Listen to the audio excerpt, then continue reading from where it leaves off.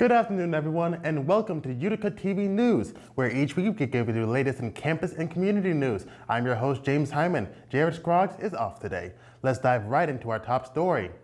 The men's ice hockey team battled through two major games at the Adirondack Bank Center over spring break. On Saturday, March 8th, the Pioneers faced off against the Geneseo Knights for the UCHC championship title. Despite claiming the regular season crown, Utica fell behind early as Geneseo dominated the first period 4-0. Even after their late game push, the Pioneers fell 7-3 in the title game. Bouncing back in the NCAA tournament, Utica took down Fitchburg State 5-1 on Saturday, March 15th. Matt Wood set the tone early, netting 2 goals in the first 15 minutes to help secure the win. Next up, the Pioneers will host St. Norbert this Saturday with the Frozen Four berth on the line. Now, not only is there a Frozen Four berth on the line for the Pioneers, there is a very real chance for them to host the Frozen Four with the win against St. Norbert this Saturday.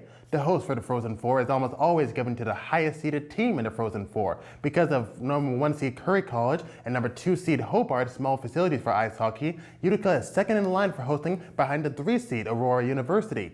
If the UCHC champs Geneseo were to beat Aurora and the Pioneers were to beat St. Norbert, the Frozen Four will be yet another event to add to the many sports events we have hosted at the Adirondack Bank Center in the past year. Everyone will be rooting for the Pioneers obviously, and maybe even rooting for rival Geneseo. I'm not part of that group though. Upon returning from spring break, students were met with the unexpected closure of common grounds and reduced hours for the Pioneer Cafe. Moving forward, the Pioneer Cafe will no longer be open for lunch and will instead operate from 4:30 to 11 for dinner service only. These changes will remain in effect for the remainder of the semester. These closures follow a series of budget cuts that have impacted on-campus events, federal work-study positions, and faculty and staff salaries. Of the 4 dining locations on campus, the bistro and the dining commons will remain open. Common grounds and regular Pioneer Cafe hours are expected to resume in the fall semester. Jasmine Molina is making her mark in women's wrestling both here in Utica and across the country. Molina competed at the NCWWC Nationals right before spring break on March 7th and 8th. Jasmine finished with a 3-2 record in one of the most competitive brackets. Nolan Hyman caught up with her before she traveled to Iowa that weekend. For the first time ever in its history, Utica's women's wrestling is sending one of their own to national championships. Jasmine Molina, who has been wrestling since her freshman year, is the program's first national qualifier. From the very start of her college wrestling career, Molina knew that that's where she wanted to be. And now, she says, it's finally here. I felt surreal at the same time of knowing that this was just all a part of the plan and that this was a milestone that I was going to pick up along the way no matter what obstacles came up. When she first found out she made it into the top 4, she said she had this expectation for years. Of course, the road to nationals wasn't easy.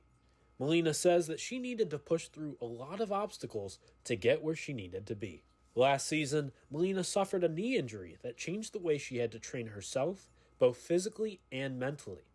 Not only did the injury teach her how to train in a different way, but also the importance of being present at practice.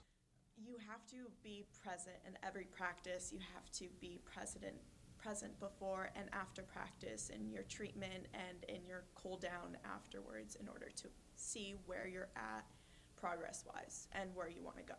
But even as she trains, Molina isn't on her own. Instead, she says her team is right there beside her to get her prepared for competition. My teammates still show up for me and are still supporting me along the way, coming to practices, giving me a different look at my wrestling. But it's not just her team. Molina also says her coach is the reason for where she is now. I really was challenged by my coach in what hard work looks like and in what dedication looks like and in what personal growth looks like. After weeks of training, Molina is now in Coralville, Iowa, getting ready for the weekend. National Championships start Saturday, March 7th and ends Sunday, March 8th. Reporting for UticaTV News, I'm Nolan Hyman. The Center for Career Readiness will be hosting the 2025 Job and Internship Fair on Wednesday, March 26th from 1 to 3 p.m. in the Clark Athletic Center gym. The fair will provide students with a chance to network with future employers, land internships, and even get job opportunities. Students will be able to connect with businesses such as Northwestern Mutual, the Air Force Research Laboratory, ICANN, Indium, the Mohawk Valley Health System, the Hainer Hoyt Corporation, and many more. This event will be something to look forward to for students here at Utica University. Legendary Pioneers women's basketball head coach and senior woman administrator Michelle Davis will be stepping down from her position after 25 seasons, 303 victories, and 2 Empire 8 tournament championships in 2008 and 2010.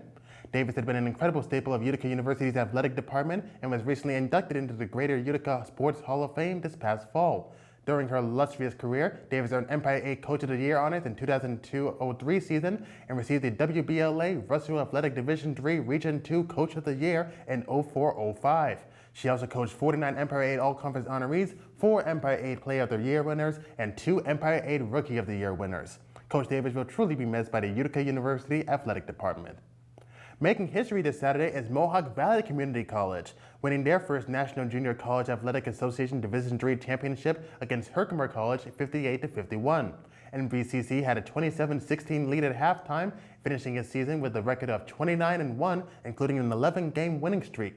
Isaiah Earl led the team with 15 points, 10 rebounds, 5 assists, 3 blocks, and 2 steals. He was an essential part of the team that definitely helped them secure the win.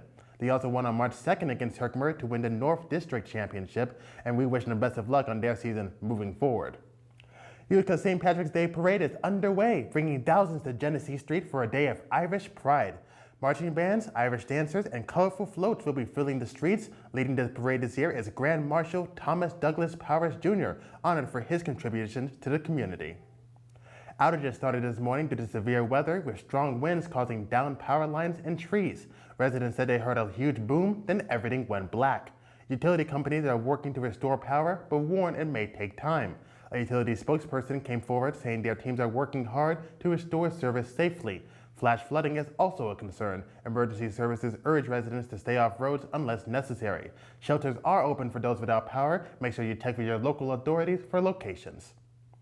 That's all the Utica news we have for you today. Make sure you subscribe to our YouTube channel at UticaUTV and follow us on Instagram at UticaUTV. And always remember to fear the moose.